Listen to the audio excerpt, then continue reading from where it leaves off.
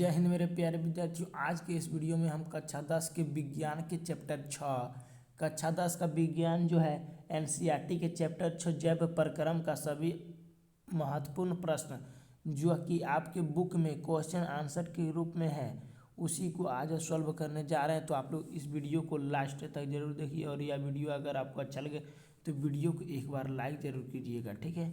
तो चलिए अपना क्वेश्चन को स्टार्ट करते हैं क्वेश्चन नंबर 1 के साथ। क्वेश्चन नंबर 1 है कि हमारे जैसे बहुकोशिकीय जीवों में ऑक्सीजन की आवश्यकता पूरी करने में विसरण क्यों अपर्याप्त है। तो इस प्रश्न का उत्तर हो जाएगा क्योंकि बहुकोशिकीय जीवों में ऑक्सीजन का मात्रा बहुत ज़्यादा होता है। क्या होता है? बहुत ज़्यादा।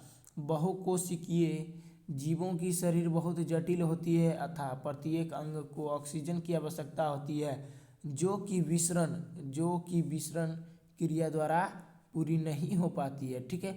यहाँ से क्वेश्चन नंबर 1 का आंसर आपका निकल कर आ जाएगा। तो आप लोग क्वेश्चन नंबर 1 का आंसर लिख लीजिएगा। तो चलिए आगे बढ़ते क्वेश्चन नंबर 2। क्वेश्चन नंबर 2 है आपका, कोई वस्तु सजीव है, इसका निर्धारण करने के लिए हम किस मापदंड का उपयोग करेंगे। कैसे जानेंगे कि वह वस्तु सजीव है।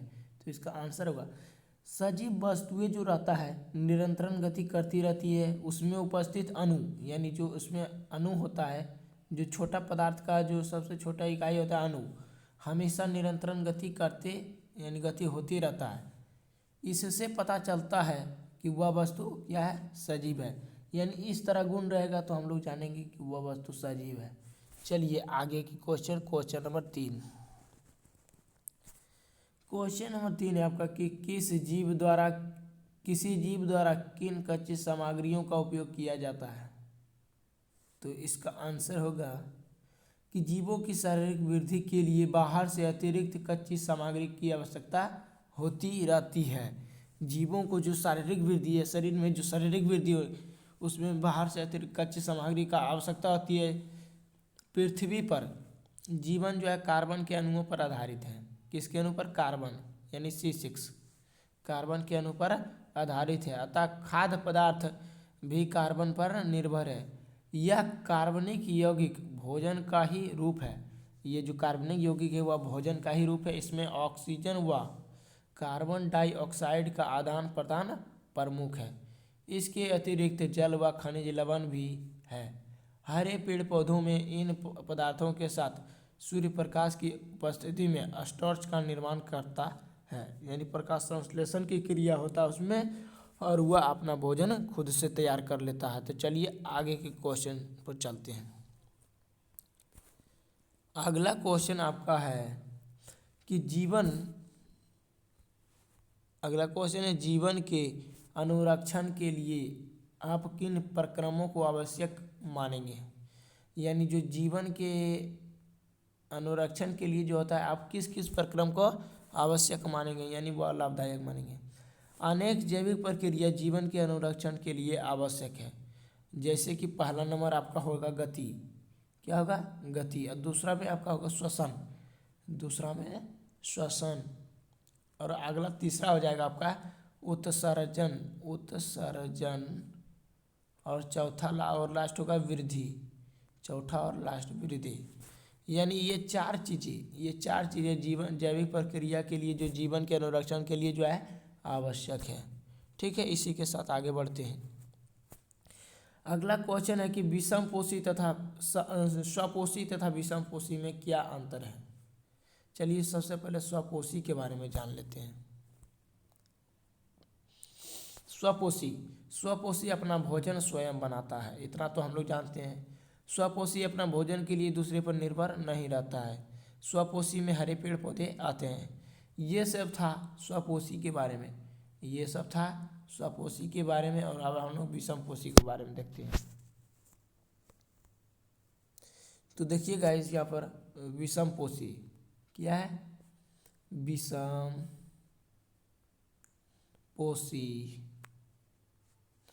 विषमपोषी अपना भोजन दूसरे से प्राप्त करता है, ठीक है। और दूसरा पॉइंट होगा कि विषमपोषी अपना भोजन के लिए दूसरे पर निर्भर करता है। और इसका अगला पॉइंट, विषमपोषी में मनुष्य तथा जानवर आते हैं। यानी मनुष्य और जानवर विषमपोषी का ही उदाहरण है। अगला क्वेश्चन नंबर 6, प्रकाश संश्लेषण के लिए आवश्यक कच्ची सामग्री पौधा कहाँ से प्राप्त करता है? तो इसका आंसर होगा, देखिए जल जो होता है आपका, सबसे पहला जल, पौधा की जड़ें भूमि से जल प्राप्त करता है। जल कहाँ से? भूमि से प्राप्त करता है। दूसरा, कार्बन डाइऑक्साइड वायुमंडल से प्राप्त करता है पौधा। अगला, क्लोरोफिल जो है हरे पौधों में, हरे पत्तों में क्लोरोप्लास्ट होता है जिसमें क्लोरोफिल पाया जाता है। और सूर्य का प्रकाश कहाँ से प्राप्त करता है प्रकाश संश्लेषण की क्रिया में? तो सूर्य के द्वारा प्राप्त करता है। सूर्य का द्वारा जो रोशनी होता है उसी को तो सूर्य प्रकाश कहते हैं। अगला क्वेश्चन आपका है कि हमारे अमाशय में अम्ल की भूमिका क्या है? चलिए इसका आंसर देखते हैं। हमारे अमाशय में हाइड्रोक्लोरिक अम्ल पाया जाता है। यह अम्ल अमाशय में अम्लीय माध्यम का निर्माण करता है। इसी के मदद से एंजाइम अपना कार्य करता है।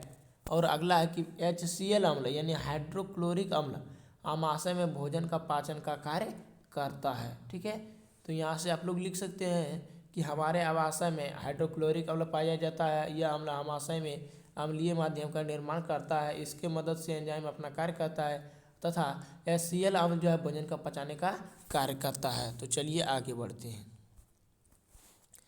अगला क्वेश्चन है आपका क्वेश्चन नंबर 8, पाचक एंजाइमों का क्या कार्य है? पाचक एंजाइम को, तो इसका आंसर होगा, पाचक एंजाइम जटिल भोज्य पदार्थ को सरल तथा सूक्ष्म एवं लाभदायक अणु में बदल देता है। इस प्रकार से सरल अणुओं में छोटी आंत के द्वारा अवशोषित कर लिए जाते हैं। ये भोजन जो है छोटी आंत के द्वारा अवशोषित कर लिया जाता है, जहाँ की यहाँ पर छोटी आंत पर पुनः पाचन किया जाता है।